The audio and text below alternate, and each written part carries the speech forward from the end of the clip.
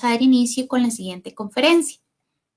La misma tiene el nombre de 5G en Costa Rica, grandes retos en democratización, alfabetización mediática y el mercado global de los datos personales, a cargo del señor Sebastián Fournier. El señor Fournier es académico de la Escuela de Ciencias Sociales y Humanidades de la UNED. Es encargado del proyecto Medios UNED y representante del Consejo Nacional de Rectores ante la Comisión Mixta de Televisión Digital. Así que con ustedes, el señor Fournier. Muchas gracias, Nancy, y es un gusto de verdad pues acompañarles y estar conversando de estos temas que son tan importantes para el desarrollo del país. Realmente el crecimiento de la conectividad es hoy vital para pues el desarrollo de las sociedades, para lo que queremos crear como país, para lo que queremos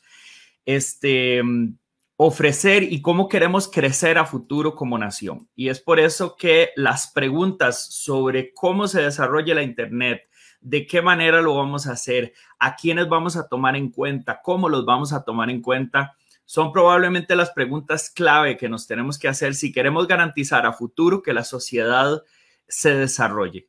Y es que creo que no hay año como este del COVID-19 que nos haya demostrado la importancia de la Internet, del acceso a Internet para llevar la vida que se viene con los cambios que están llegando a nuestro mundo. Y es que tenemos varias ganancias con la implementación de la red 5G. La primera, la más obvia, la que siempre escuchamos mencionar es el tema de la velocidad. Vamos a tener mucho mayor velocidad, nos vamos a poder conectar rapidísimo, vamos a bajar una película en un minuto, ¿verdad? Y entonces ese es el discurso de siempre. Vamos a tener mejor cobertura y vamos a tener algo que mencionaba don Abel hace un rato, el tema del Internet de las cosas. Absolutamente todo va a estar conectado a Internet.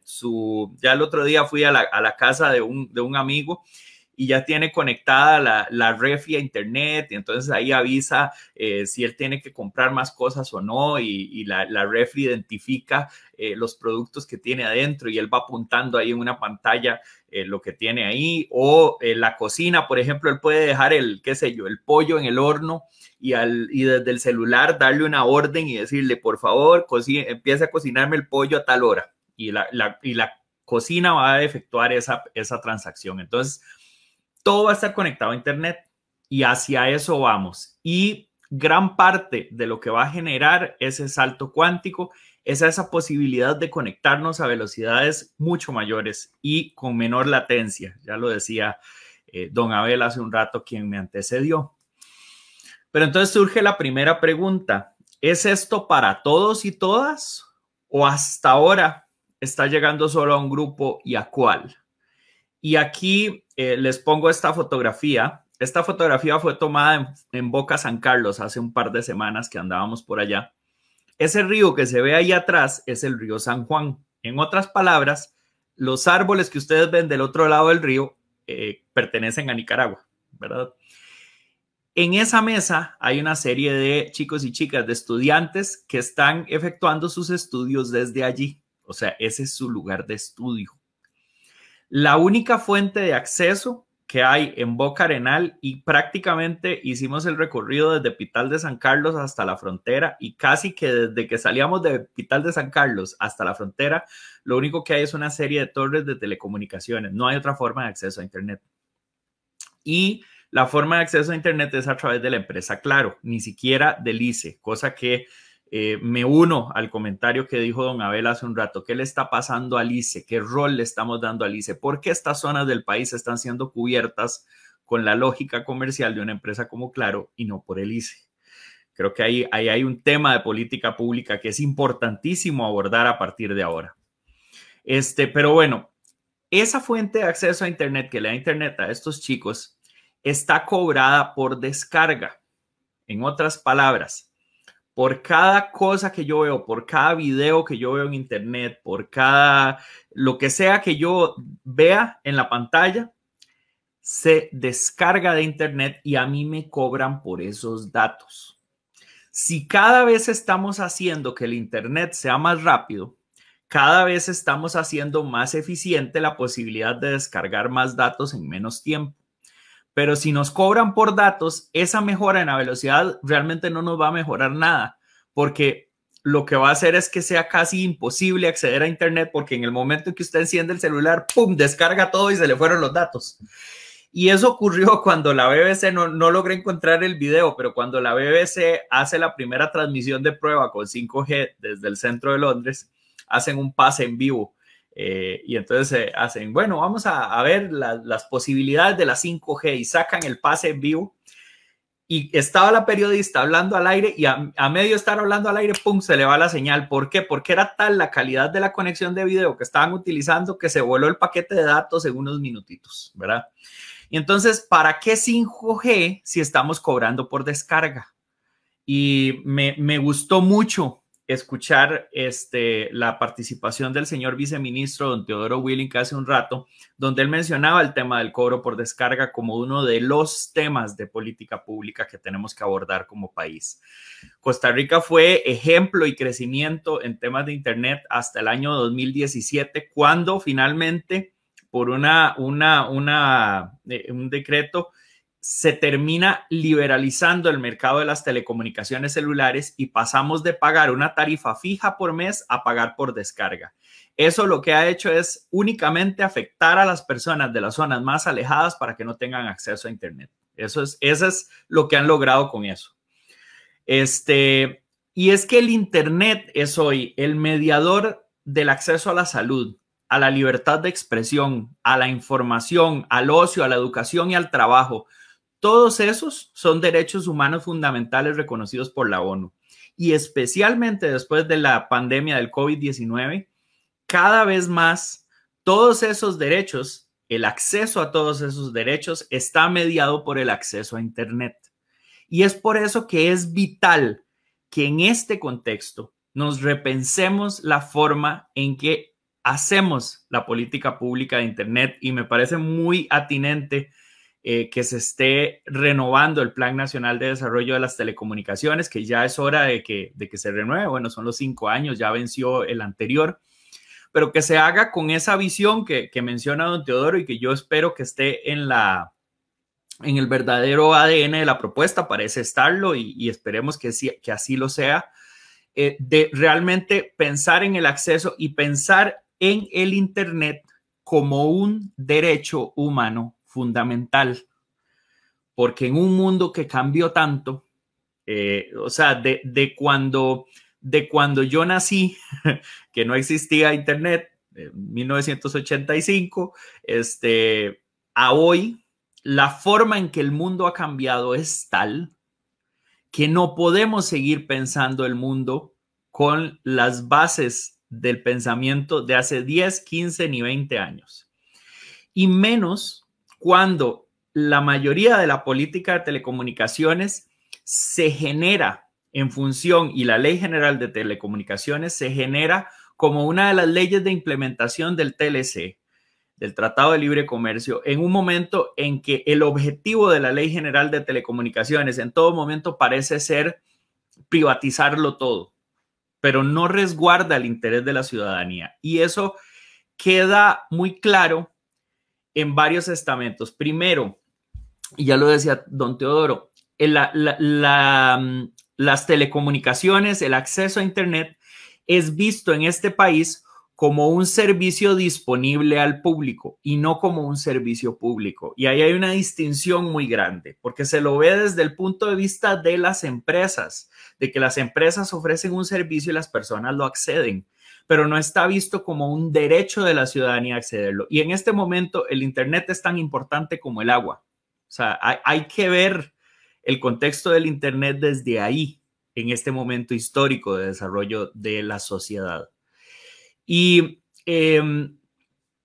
también hay que pensar, y hay un fallo reciente de la Sala Constitucional, una señora en una comunidad allí cerca de Esparza no tiene acceso a su casa. ¿Por qué? Porque el último poquito de cable del ICE llega a 2 postes de su casa.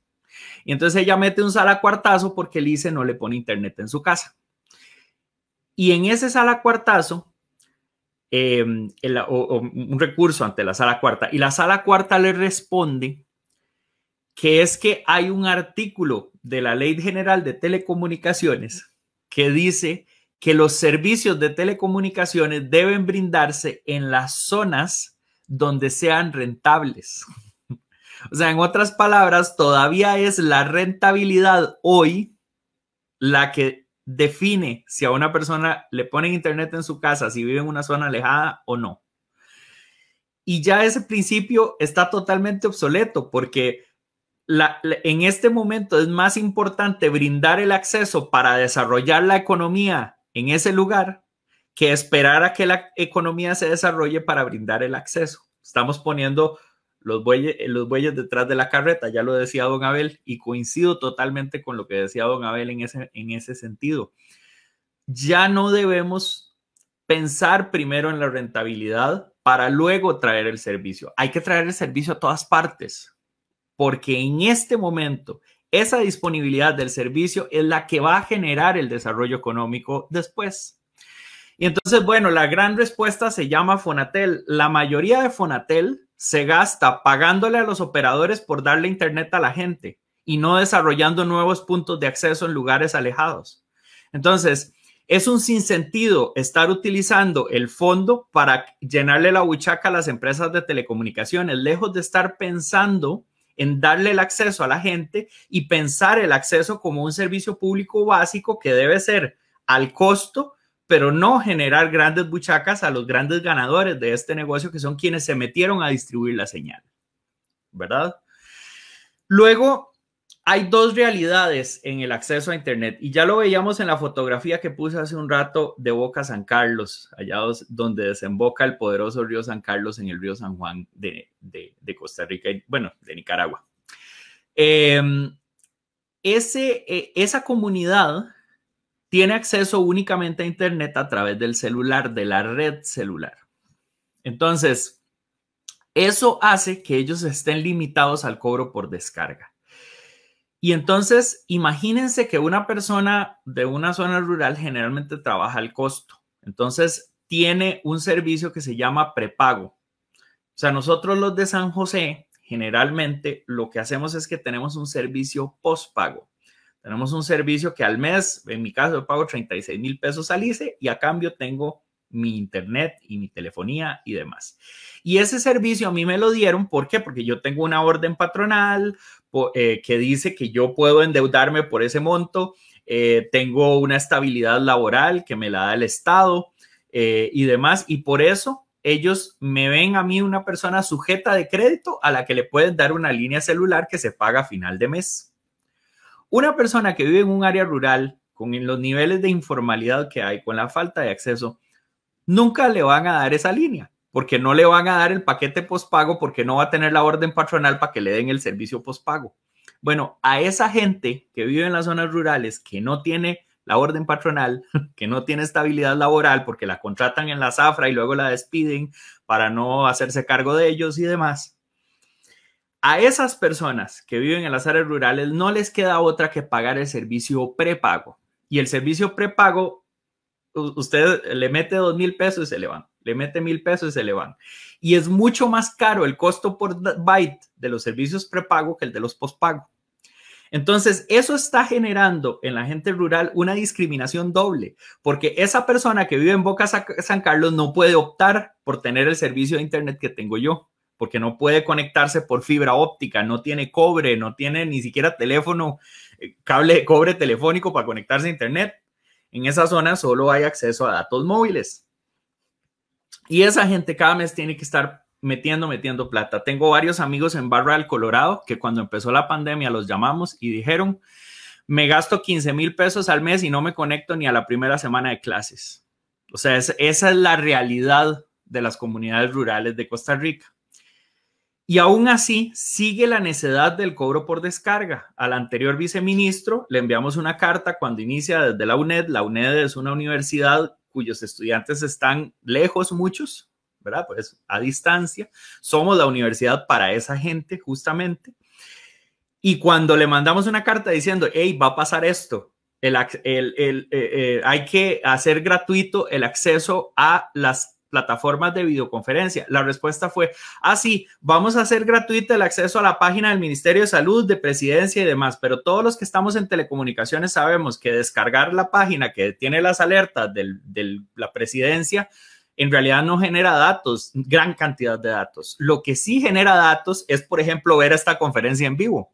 Probablemente mi conferencia a una persona en prepago le va a costar más o menos la hora que tengo para conversar y las preguntas y demás, 2.500 colones la hora. Díganme incluso ustedes y yo que somos personas que vivimos en San José y presumiblemente tenemos un salario estable. Ustedes y yo seríamos capaces de pagar 2.500 la hora de acceso a videoconferencias para todas las llamadas de Zoom. Ayer pasé 12 horas en Zoom conectado. ¿Yo podría pagar 2.500 pesos 12 horas diarias? ¿Podríamos pagar eso? Entonces, en este momento, el acceso al Internet está totalmente irracionalizado. Está beneficiando únicamente a las empresas de celulares y no a la ciudadanía. Y esa es la realidad que estamos viviendo en este momento, que es terrible y que debe cambiar. Y ese cambio se hace desde la política pública. O sea, sí hay poder en los entes del Estado para cambiar esto. También debe hacerse a nivel de ley. Bueno, los diputados y diputadas que tanto hablan y se rasgan las vestiduras del acceso a Internet y pobrecita la gente, bueno, quitemos el cobro por descarga. Volvamos al modelo de antes de 2017 y vamos a ver cómo hay un cambio significativo en la vida de las personas. Y es que ahora hemos estado en el proceso de transición a la televisión digital terrestre. En ese proceso de transición a la televisión digital terrestre se liberó una banda que se llama la banda 700. No sé si la han escuchado. Bueno, era la que antes comprendía los canales del 52 al 69. Esa banda 700 tiene una particularidad. Ustedes lo sabrán mejor que yo porque hay muchos ingenieros en la conferencia, pero entre más baja es una frecuencia, más lejos llega. Y entre más alta es, más pequeña es el área de cobertura. Entonces, la banda 700 permite poner una antena y de esa antena cubrir una enorme área geográfica, 20, 30 kilómetros. Entonces, esta banda yo la veo como la joya de la corona para dar acceso a zonas rurales. Es una banda básica y la van a concesionar en 5G. O sea, las velocidades que podría dar en áreas rurales son enormes. Pero si esa velocidad la vamos a cobrar por descarga, lo que vamos a hacer es garantizarle a la persona que en un minuto se vuela el saldo. O sea, darle más velocidad y cobrarle por descarga es asegurarle que va a pagar más, pero al final ni se va a dar cuenta en qué gastó los datos. Entonces, creo que es importante que entremos a esa discusión país en este momento histórico.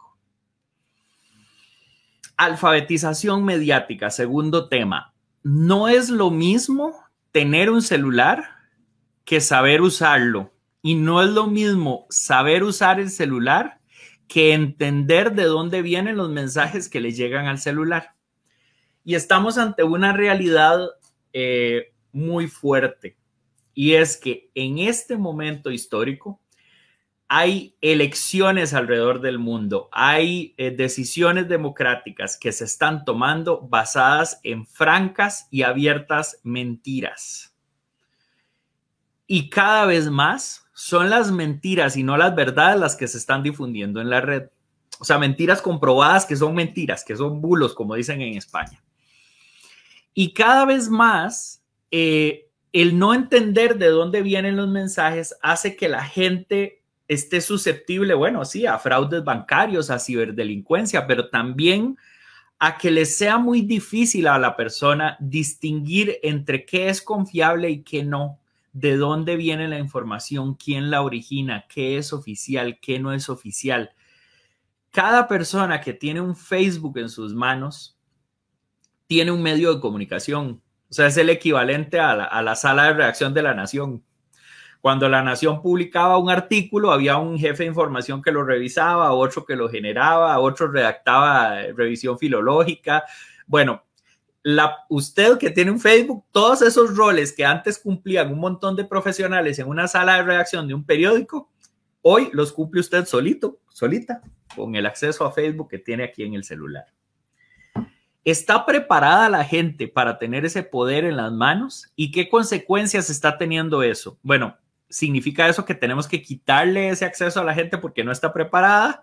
¿O que más bien debemos abocarnos a formar a las personas? Y yo ahí sí critico mucho el hecho de que siempre se hable de tenemos que alfabetizar digitalmente a la gente. Bueno, sí, alfabetizar digitalmente a la gente es así, vamos, aprendamos a usar Facebook, aprendamos a usar Google, aprendamos a usar WhatsApp, pero también hay que alfabetizar mediáticamente, hay que entender los procesos de comunicación que están detrás de los mensajes que enviamos y recibimos. Porque si no entendemos ese proceso de comunicación, lo que generamos es un pandemonium, que es lo que estamos viviendo, donde las mentiras se han convertido en los fundamentos para estructurar la democracia.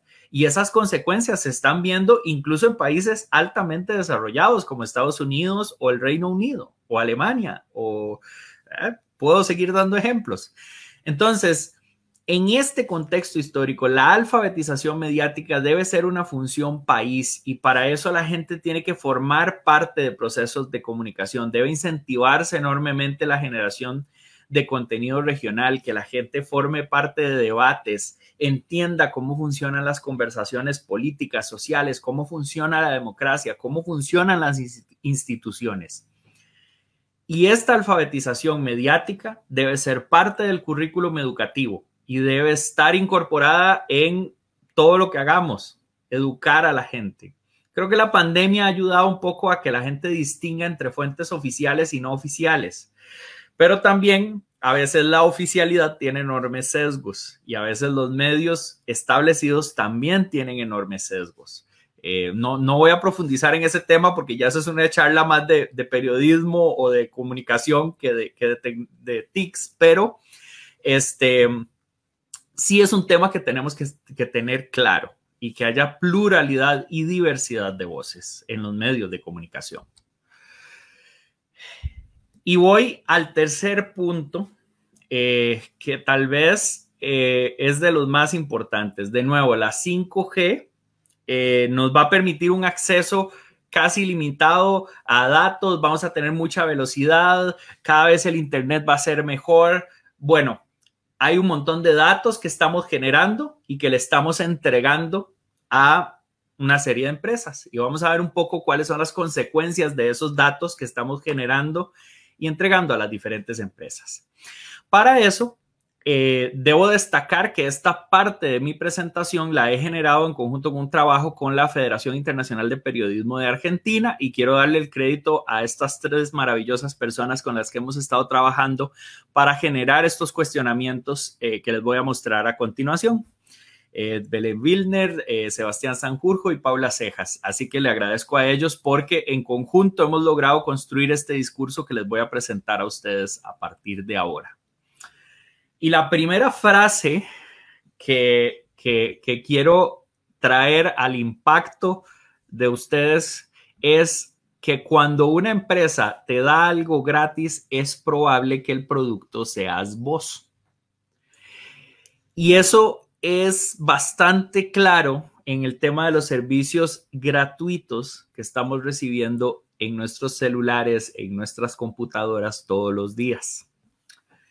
Y es que claramente el producto de todas estas redes, Google, Facebook, Amazon y demás, el producto mayoritario somos nosotros. Y les voy a demostrar por qué. Por ejemplo, en 2020, Google registró ingresos por 182.527 millones de dólares. Y cerca del 80% de ese monto se generó con publicidad, alcanzando el PIB de Grecia. Facebook, en tanto, registró ingresos por 85.965 millones de dólares, siendo el 98% de esos ingresos debido a la venta de espacios publicitarios. O sea, esos anuncios que le salen ahí en Facebook, de ahí salió esa plata. Y eso representa casi el PIB de República Dominicana, un país, digo, que tiene una economía media en nuestra América Latina. Y Google, en 2020, el año más crítico para todo el mundo, cuando todos nos quedamos encerrados en la casa, se cayó la economía, se cayeron las mayores economías del mundo, excepto China. En ese año, Google incrementó sus ingresos en un 12,7%. Por su parte, Facebook en el mismo año lo hizo en un 22%. En un año en que casi todos estuvimos en casa, las plataformas ganaron. Y Google y Facebook ya se han apoderado de cerca del 60% del mercado publicitario global. O sea, hay una concentración, ya que hablábamos de monopolios. Bueno, parte de los mayores monopolios que existen en el mundo en este momento están en manos de estas dos empresas. Y perciben el 76% de esos ingresos por publicidades online y se están quedando con el 85% de cada dólar que se está invirtiendo en el planeta Tierra en publicidad. Ahora, ¿cómo logran eso? Es por el tema de los datos. Google y Facebook y Amazon y estas diferentes compañías, Uber y demás, lo conocen a usted mejor que usted mismo. ¿Se acuerdan de ustedes han visto cuando les sale ahí en Facebook, te mandamos recuerdos de hace 6 años? ¿Ustedes se acordaban qué estaban haciendo hace 6 años? No, pero Facebook sí. ¿Ustedes se acuerdan qué han hecho cada momento? ¿En qué restaurante almorzaron ayer, antier? Bueno, ahora en pandemia no se puede, pero digamos, cuando estábamos en el mundo anterior, cada vez que ustedes hacen un viaje a, qué sé yo, se fueron de paseo a la Florida y se fueron ahí a Disney y no sé qué, y ustedes se montaron en la atracción tal y la otra y la no sé qué, usted no se acuerda a qué hora y en qué lugar, pero Facebook sí. Y Google también. Es más, usted se puede meter en el historial de mapas y usted ve cada ubicación, cada lugar donde usted ha almorzado, comido, todo, ahí está. Ese conocimiento que tienen las plataformas de usted y que además lo comparan con otras plataformas les permite generar perfiles súper precisos para vender publicidad. Y eso hace que hoy los datos se hayan convertido en el activo más valioso del mundo, más que el petróleo. Y pueden encontrar publicaciones en revistas de Forbes, The Economist, en las mayores publicaciones de economía del mundo, donde ya queda claro que el valor de los datos es mucho mayor al valor del petróleo. Esta frase la dice en un documental muy interesante que se llama Nada es privado, la ex directiva de Cambridge Analytica, Brittany Kaiser, pero es una información que pueden encontrar, googlearla. Y de paso le dan datos a Google de que están buscando esa información. Y es que esta gente, estas empresas de telecomunicaciones, que hay que aceptarlo, nos han dado una diversidad y calidad de servicios que jamás nos hubiéramos imaginado hace 20 años. O sea, hay que reconocer eso y que son empresas muy importantes en la definición de cómo es el mundo hoy. Pero no podemos quitarles lo otro. Y es ese negocio que están haciendo con nuestros datos. Y si los datos valen más que el petróleo y estamos en la peor crisis económica de la historia de la humanidad, pues deberíamos empezar a plantearnos quién es el dueño de esos datos y cómo sacamos provecho de esos datos para la construcción de la sociedad que viene. Big Brother is watching you. Definitivamente, Big Brother ahora son estas empresas. A mí me hizo demasiada gracia hace unos días cuando sale este famoso caso de la UPAD y que la agencia de espionaje del gobierno y toda la cosa. Bueno, por supuesto que hay que estar preocupados por cómo el gobierno nos vigila. Pero yo diría que ante todo, deberíamos estar preocupados por cómo las empresas nos vigilan en este momento. En este momento estamos teniendo una enorme cantidad de información que está llegando a estas empresas de tecnologías y como lo dice Susanna Subhoff, la tecnología digital está separando a las personas ciudadanas de todas las sociedades del mundo en dos grupos, los observadores y los observados. Y créanme, todos los que estamos en esta conferencia y viendo la conferencia somos parte de los observados.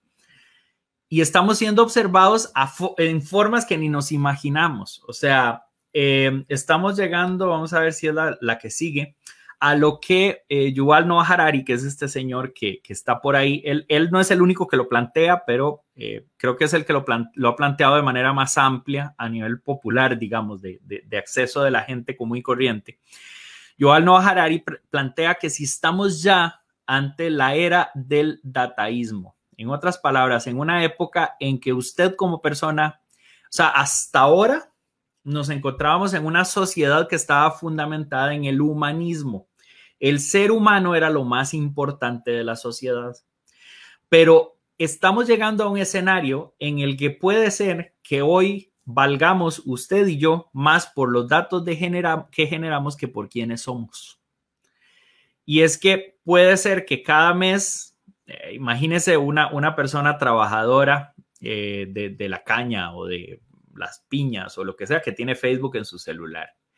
Es muy probable que Google saque más plata de los datos que él genera cada vez que se mete a Google vendiendo publicidad, de la que esa persona genera trabajando por sí misma en el campo. Entonces, en un escenario en que los datos que generamos valen más que nuestro propio trabajo y nuestra propia productividad, hace que como persona estemos devaluados ante la economía. Y lo que valga es lo que generamos como datos ante la economía. Y es que está llegando un momento, digamos que usted es de esas personas que se compró un smartwatch, ¿verdad? Uno de esos relojes inteligentes. Y usted se va a correr y mire, ay, mira, hoy mi pulso está de tal forma y tal cosa, ¿verdad? Bueno, todos esos datos al mismo tiempo se los están llevando las plataformas a internet y los están descargando y se acuerdan de su pulso, de su presión arterial, de su nivel de sudoración, minuto a minuto, cada día de su vida, cada segundo. Ellos se acuerdan, usted no, pero ellos sí se acuerdan. Y esos datos además los comparan con todos los otros datos de todas las otras personas del mundo.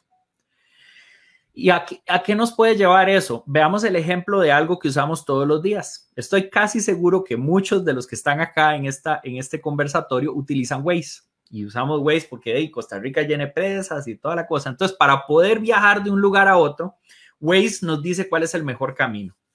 Hace unos años usábamos Waze para ver, pero cada vez más confiamos más en lo que nos dice Waze que en lo que creemos saber nosotros mismos. O sea, Waze sabe mejor que yo cómo llevarme al trabajo, a pesar de que toda mi vida he viajado al trabajo por mis propios medios. Pero ahora le confío eso a Waze porque en la de menos hay una presa de camino que yo no sé. Ok, en un escenario en donde ya le delegamos la decisión de nuestro transporte personal a una empresa privada llamada Waze, que pertenece a Google de paso, podríamos extrapolar esto a otros ámbitos de la vida. Por ejemplo, Harari lo plantea en términos amorosos. Imagínese que usted desde que es adolescente tiene un reloj de estos inteligentes pegado a su muñeca, conectado al celular, generando datos. Y todas las personas de su edad más o menos tienen lo mismo. Entonces usted desde que tuvo su primera cita con una chiquilla ahí, jovencillo, y se reunió con ella cuando era joven y toda la cosa, intercambiaban mensajitos a través de WhatsApp, que también es de Facebook, tiene los datos que Facebook los recopila, ¿verdad? Desde esa primera cita ya Facebook conoció con quién se reunió usted, cuánto tiempo estuvo, qué comieron, qué no comieron, cuándo se dieron el primer beso, qué sintió usted cuando se dio el primer beso, porque mide su nivel de sudoración, o sea, hay mediciones de su cuerpo que están llegando a esos dispositivos. Y cada vez que usted tiene una cita a lo largo de su vida, estas empresas también registran eso. Va a llegar un momento en que usted va a confiar más su decisión de qué pareja tiene a estas plataformas que a usted mismo. Digo, mejor le pregunta a Google, mira, ¿a vos te ocurre que puede haber una pareja que calce conmigo? Y Google le puede responder, sí, bueno, encontramos a Luisa que tiene tantos años y hay un 90% de probabilidades de que calcen y que lleguen a largo plazo. Y el tanto por ciento de que en las relaciones sexuales les vaya bien y el tanto por ciento de que la parte de comida coincidan y en los gustos y preferencias. Entonces, si nosotros eventualmente llegamos a delegar la decisión de cuál es la mejor pareja que podemos tener a los algoritmos, ¿qué no le vamos a delegar a los algoritmos? ¿Qué va a pasar cuando tengamos votaciones y le pongamos al algoritmo, mira, es que me da pereza averiguar cuáles son los candidatos políticos que tengo en este momento? Vos me podrías decir cuál calza más conmigo. Y el algoritmo le devuelve, bueno, no sé, Figueres se parece más a usted por tal cosa, pero no, vea, más bien Pisa le va bien mejor a usted, o Villalta, o el que sea que esté en la campaña electoral. ¿Qué consecuencias va a tener eso para las decisiones democráticas? Llegará un momento en que nos neguemos como personas. ¿Y qué va a pasar con el trabajo? Cada vez más las empresas hablan de generar más y más empleos. El día que los Uber se automaticen y anden solos, ¿en qué van a trabajar todas esas personas que trabajan hoy en Uber? Y los taxistas, ¿qué va a pasar con ellos? Y los choferes de todos los carros del mundo, ¿en qué van a trabajar? ¿Van a estudiar un montón para trabajar en plataformas informáticas? ¿O qué va a pasar con ellos? Los que antes fertilizaban los cultivos en las zonas rurales, ahora hay una única persona que pone un dron a trabajar y riega todos los cultivos y les pone las dosis exactas de fertilizante y de la otra cosa. ¿Y qué va a pasar con esos 10 trabajadores no calificados que antes estaban ahí? ¿De dónde vamos a sacar los trabajos del futuro? Entonces son todos esos debates los que tenemos que estar teniendo, porque el 5G va a cambiarlo todo. No por el 5G per se, sino por todos los cambios sociales que va a desatar, ¿verdad? Y en temas de información, las plataformas te muestran la verdad, la tuya. Y esa es una noticia que tenemos que tener clara. Yo no sé si alguna vez se han sentado a la par de otra persona a ver el feed de Facebook de la otra persona, aunque ahora esa vaina es como muy privada, ¿verdad? Pero lo que está ocurriendo es que cada feed de Facebook o de WhatsApp o de Instagram o de lo que sea está personalizado para mostrarle al usuario, a la persona usuaria, lo que le gusta. Y al mostrarle lo que le gusta, eso hace que la persona solo escuche opiniones similares a las que ya de por sí tiene. Y eso está teniendo consecuencias concretas en la sociedad, porque cada vez tenemos menos visión amplia de lo que se piensa en el mundo, de lo que piensan otras personas. Y eso tiene consecuencias reales y es la polarización política. Si ustedes oyen cualquier analista político hablando del mundo, es que se está polarizando políticamente el mundo. Qué polarización más grande. Y cada vez vemos más estos discursos de supremacía racial en países incluso como Alemania. Digo, si en un país como Alemania, donde la elección de ellos fue el Holocausto y los nazis, que en esa sociedad hoy estemos viendo un resurgimiento de la extrema derecha, nos tiene que generar una alerta, pero gigante, ¿verdad? Si entendemos que el discurso de la supremacía racial y del rechazo al otro fue el fundamento del Brexit en Inglaterra, porque qué miedo que venga un montón de sirios a vivir a Inglaterra, ¿verdad? Y una serie de mentiras flagrantes fueron el fundamento del Brexit en Inglaterra, y eso tuvo efecto. Tenemos que pensarnos cuáles son los efectos de estas redes sociales en la democracia. Y para eso, y eso está teniendo además fuertes efectos sobre, por ejemplo, una profesión como la que yo tengo, la de las personas comunicadoras, bueno, los periodistas, comunicadores y demás. Y es que la época en la que teníamos que desarrollar contenidos de primera calidad para obtener un público de primera está llegando a su fin. Tu pantalla de ordenador es cada vez más una especie de espejo unidireccional de tus propios intereses. Y esa es la realidad. O sea, Facebook lo que nos dice es lo que nosotros queremos oír. Entonces es como cuando la gente, no sé, se ponía ante el espejito, espejito, espejito, ¿quién es el más bonito? Tú, Sebastián, ay, gracias, ¿verdad? Bueno, eso es lo que nos dice el espejito Facebook todos los días, ¿verdad? Que tú eres el más bonito. Entonces, esa realidad, esa forma tan limitada de ver el mundo en la era de la información, lo que está generando es cada vez aislándonos en burbujas los unos de los otros y haciendo cada vez más difícil que nos podamos entender.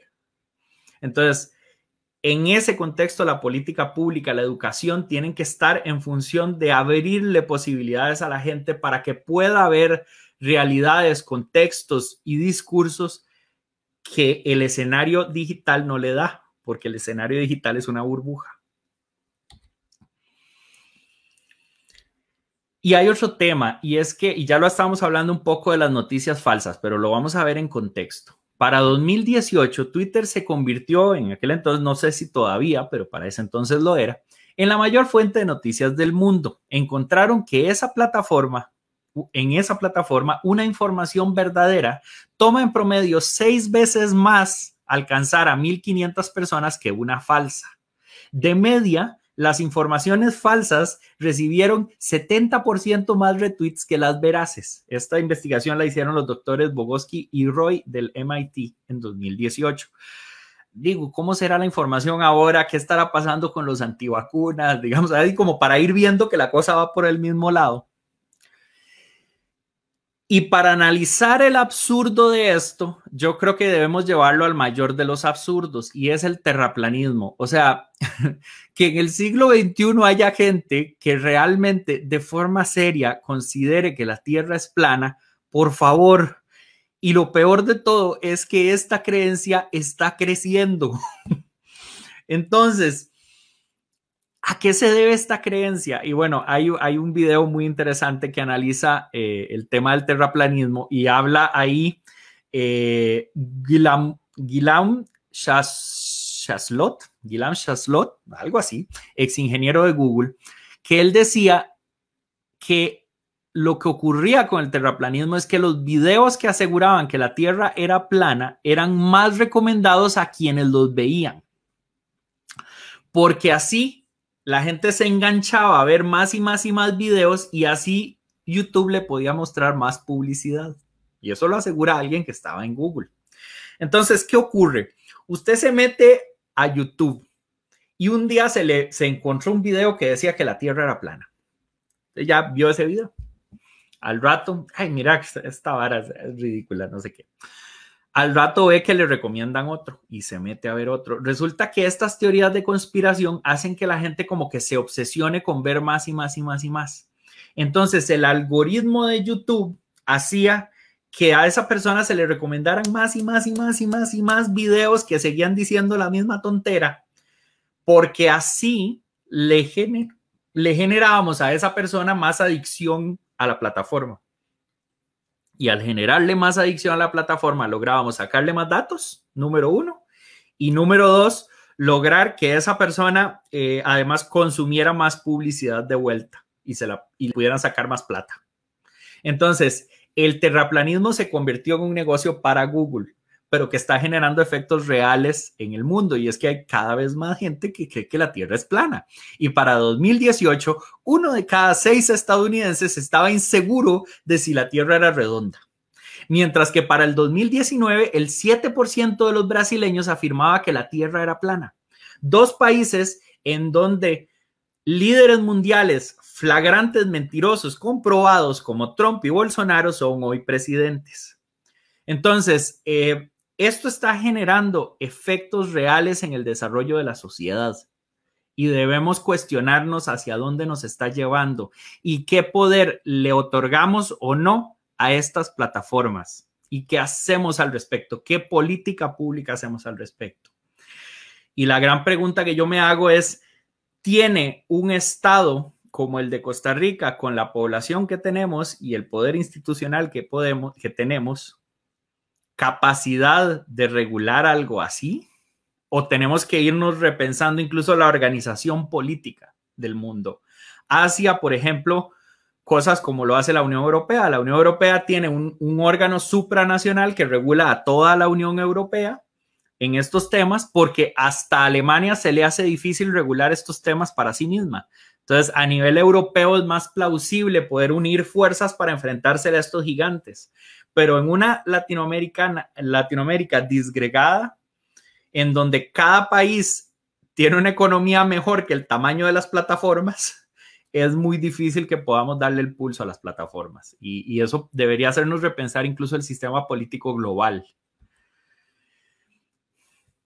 Y aquí hay el ejemplo así. Resulta que en Australia se les ocurrió a los grandes medios de comunicación que era injusto, cosa que yo considero también, que las plataformas estuvieran haciendo un montón de plata a costa de las noticias que ellos publican. Y entonces le pusieron un impuesto a Facebook y a Google, que Facebook y Google tenían que pagar ese impuesto a los medios de comunicación. Es como que hoy, qué sé yo, Canal 7 y 6 y La Nación y CRO y todos esos medios pidieran que Google les pague por las noticias que la gente ve y que les da clic a través de Google o de Facebook. Y al final lo lograron, o sea, la ley pasó y la respuesta de Facebook fue bloquear el acceso a las noticias por varios días. O sea, hubo una serie de días, 17 de febrero de este año, que si usted en Facebook ponía, qué sé yo, Southern Cross, que es un medio local del sur de Australia, si usted ponía Southern Cross no le salía nada, estaban bloqueados. O ponía Canal 9 de Melbourne, bloqueado. ¿Verdad? The Sun, que es un diario ahí en Sydney, bloqueado.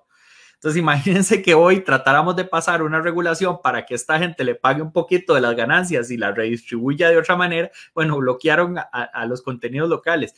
Y a mí me hace una gracia porque siempre se usa, es que los que bloquean, los gobiernos que bloquean contenidos son tiranos y no sé qué. Sí, coincido en que son tiranos, pero digo, estas plataformas ya se están comportando como dictaduras en otros países, en un lugar como Australia, que es una democracia consolidada.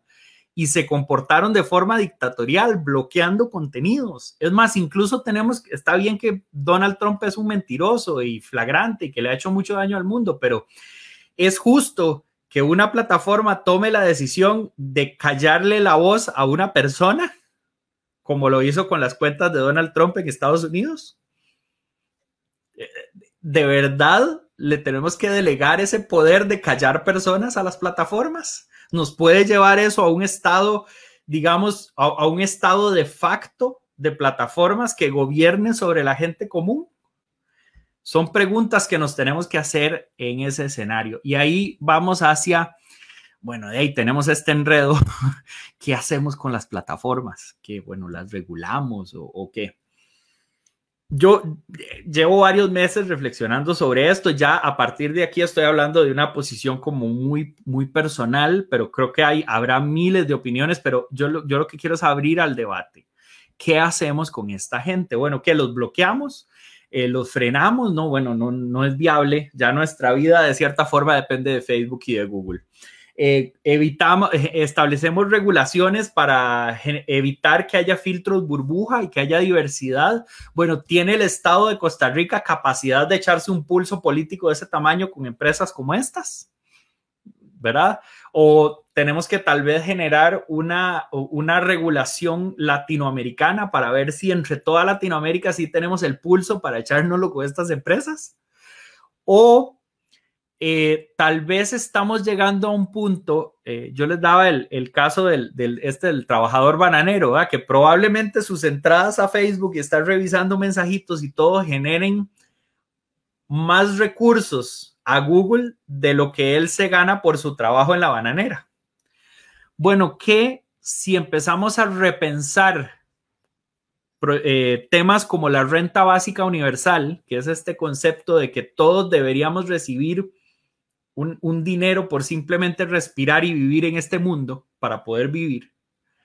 En un escenario donde cada vez va a haber menos trabajos y más personas, ¿qué tal si repensamos el rol del trabajo en la economía y empezamos a pensar que tal vez sea el momento de aceptar que le estamos entregando tanto de nuestro trabajo a las máquinas que cumplimos el sueño que teníamos originalmente? Cuando empezamos a inventar máquinas, el sueño de la humanidad era que las máquinas hicieran nuestro trabajo para nosotros dedicarnos a vivir la vida y disfrutarla y ya.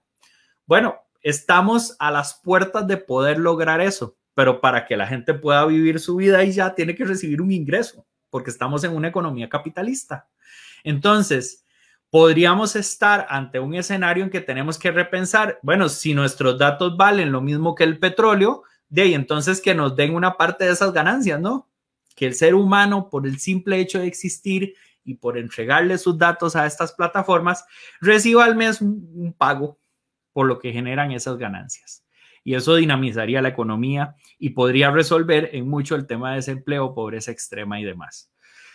Son preguntas que nos tenemos que hacer. Yo sé que todavía suenan como planteamientos bastante utópicos, y que requerirían enormes meses y años de negociación política y discusión social mundial, no solo costarricense, pero estamos ante ese escenario, o sea, estamos ante un escenario en que hoy las criptomonedas mensualmente generan mucho mejores rendimientos que la economía formal, en que puede ser que dentro de unos años sean las criptomonedas y no la moneda formal la que rija el mundo. Estamos ante un escenario donde las decisiones de hacia dónde vamos y cómo llegamos a un lugar las toma Waze y no los choferes. Entonces, también que esos ingresos repensemos hacia dónde van y hacia qué personas se dirigen, o qué políticas de privacidad establecemos para que no nos roben esos datos. Es una discusión que tenemos que tener como sociedad, sin duda, y que ante un salto cuántico en el cual estamos ante la posibilidad de que todo esté conectado a Internet, ¿cómo evitamos que nos pase las de China, donde el estado de vigilancia es absoluto, no se puede hacer absolutamente nada sin que el sistema nos determine? Y pues podamos vivir una vida libre, o aceptar que somos presa y tomados y vigilados por las plataformas, pero entonces que recibamos un justo pago a cambio de eso. Son los debates sociales que nos tenemos que dar en este momento. Y bueno, dejo la conversación allí y quiero abrirme pues a las preguntas que ustedes tengan sobre pues lo que podemos hacer con este futuro complicado que se nos avecina, pero también lleno de posibilidades en que tenemos que repensarnos como sociedad.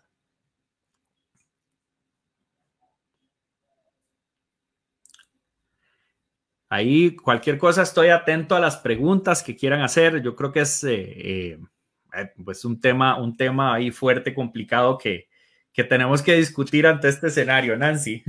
Muchas gracias, don Sebastián Fournier, por su exposición. En este momento vamos a dar el espacio de los comentarios y las preguntas.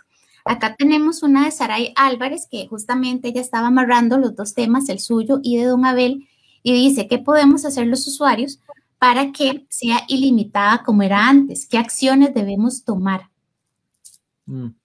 Sí, me interpreto que se debe un poco al tema de Internet ilimitado o que ya no se cobre por descarga. En ese escenario creo que es muy importante pensar que este es un tema de regulación. La regulación generalmente está en manos combinada, digamos, entre MISIT y SUTEL, ¿verdad?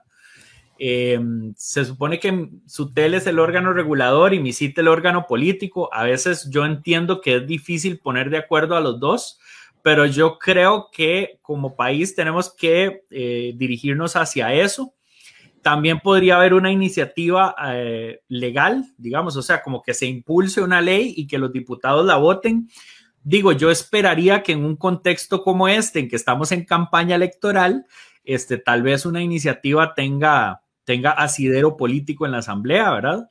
Podría ser un momento para eso. Pero inevitablemente lo que se necesita es presión popular, porque eso es lo que como ciudadanos y ciudadanas tenemos ante el gobierno, ¿verdad? Nosotros votamos, le dimos un poder al gobierno para estar 4 años ahí y debería trabajar en función nuestra.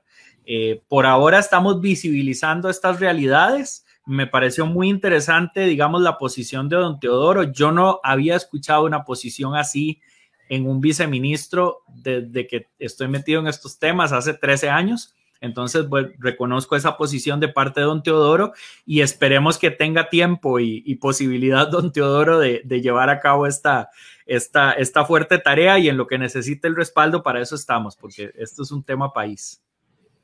Gracias, don Sebastián. Vamos a proceder a leer los comentarios. Josefat Muñoz nos dice, estamos empezando la era de la automatización a través de datos. Fabricio Chanto, tenemos que tener mucho cuidado a la hora de usar el Internet. Muy buena charla, don Sebastián. Después, doña María Eugenia nos dice, excelente exhortación. Y nuevamente don Esteban nos dice todo un gran tema que nos debe de hacer reflexionar sobre las grandes empresas tecnológicas. Así que, y dado más que no tenemos comentarios o más preguntas, le agradecemos muchísimo a don Sebastián por formar parte de esta actividad y compartirnos de todos sus conocimientos. Sí, no, muchas gracias a quienes me dieron esta posibilidad de estar acá, a la Ingeniería en Telecomunicaciones de la UNED, que además les invitamos, si quieren estudiar estos temas, que estudien con la Ingeniería de Telecomunicaciones de la UNED, y también pues a la CEPIC por haberme hecho la invitación y permitirme estar acá. Y muchísimas gracias y les invitamos a seguir acá con nosotros en Onda UNED porque vienen charlas buenísimas en esta semana.